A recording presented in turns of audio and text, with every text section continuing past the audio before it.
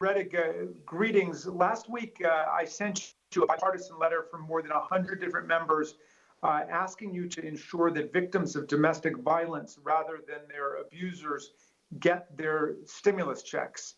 As you know, domestic violence has soared during the pandemic, but the IRS response has often been to tell abused spouses to get their money through a divorce settlement, which is callous and irresponsible. Will you establish a process for domestic abuse survivors to notify the IRS if their payment has been stolen away by their abuser? And will you issue catch-up payments to those who've had their payments stolen?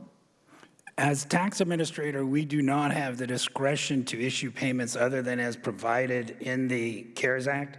The CARES Act requires the IRS to use tax return information to the extent we have it. So in the situation involving a domestic violence, if a joint return was filed, the IRS is required to issue, in that context, $2,400 plus $500 for if there's dependents to the joint filers. And if there's banking information, it's required to be deposited into that account.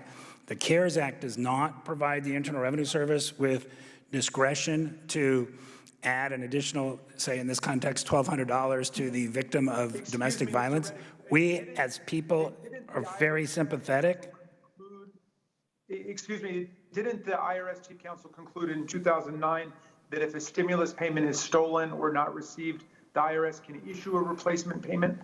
Why wouldn't that apply in this circumstance? That's completely unrelated. If you'd like to get into specifics, we can do it, but some people are relying on the wrong issue there. When we make a payment into a joint account, the way that the statute requires us to make that payment, it goes into that joint account. What happens to it once the payment gets there?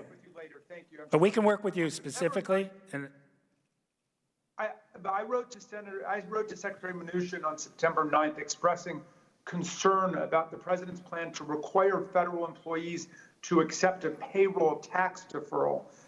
This move is a political ploy to make it seem as if federal employees are earning more money than they're actually earning, only to reach the end of the deferral period next year when suddenly they'll have a significant back tax payment.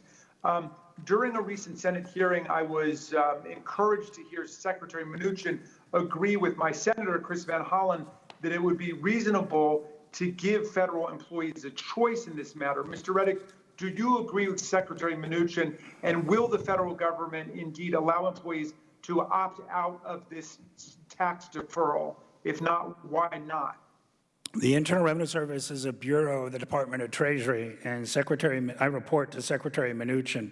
So the way that he indicates for us to go on policy and other issues is the way the Internal Revenue Service will go.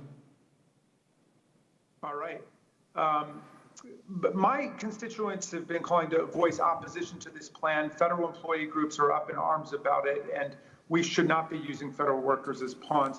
Ms. Collins, I'd like to turn to you. In April, you told me that your office could not help the public with certain EIP payment issues. You updated that guidance in August and announced you could help with some, but identified 4 categories where the office couldn't help. This includes if the EIP was determined based on the wrong tax year. Your response has been that those taxpayers will have to wait till sometime in 2021 to receive the money they're owed. That is baffling to me for funds that were intended to provide immediate relief in an emergency.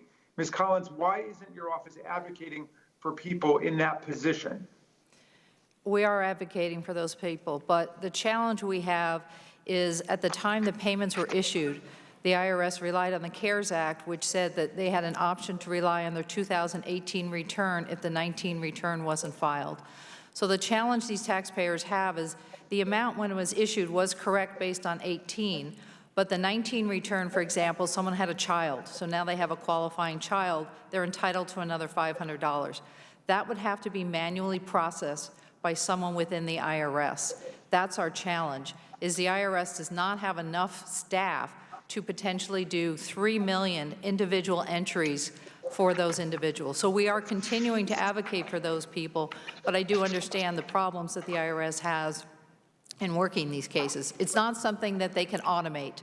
They would have to go through potentially 160 million returns to see what changed between the 2 years. Mr. Rettig, let me ask you then, when will the IRS set up necessary procedures and processes to allow Ms. Collins to assist all taxpayers who have not yet received their EIP funds? The gentleman's time has expired, but Mr. Rettig may respond. We currently have 11,300 customer service representatives available on phones. Obviously, we get more calls than that, so we don't have the ability and the staffing to answer all the calls, but we are doing our best and I can vouch for the fact that the taxpayer advocate has advocated for the issues presented. The Internal Revenue Service is in the scenario of needing to prioritize quite a few issues that, when looked at individually, clearly come across as an extreme high priority. And then when you look at it and you look at the volume of individuals in this country and provisions in the CARES Act, we have to prioritize those based on our resource availability. And we are doing our best, but we certainly, the CARES Act itself provided for a true up of amounts based on 2020 filing. And that's where the language comes to filing the return in 2020. And on the comments about extending the portal date to November 21 from October 15, I would hope that folks would take to heart the fact of our announcement on that called into the fact that any further extension of that would jeopardize our ability to handle the 2021 filing season. We are really trying to be cognizant of many, many issues. So I thank you for the additional time, sir. Thank you. Gentleman from